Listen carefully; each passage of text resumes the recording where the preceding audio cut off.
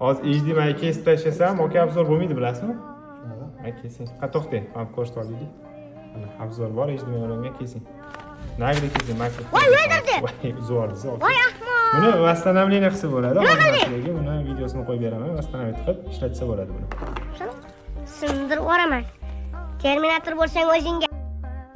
O'z Popolo, представляешь? Hop, simlarimizni ustki qismlarini hammasini ochib chiqdik. Shunaqa chiqish kerak bo'ladi ikki tomondan. Plas bolli, qorosilar to'la-to'lasiga qarab chiqdik. Bizga multimetr kerak bo'ldi. Ya'ni bittalar hammasini simlarni aniqlab oldik. Endi mana hozir bu ishlashini sizlar bilan bitta ko'ramiz. Mana shu holatda Sen o'zing uka nega katta ketasan? Bunda ahvolingga qarang. O'zi bulbulning inidek bir joyda tursang, o haligi sergilaydi.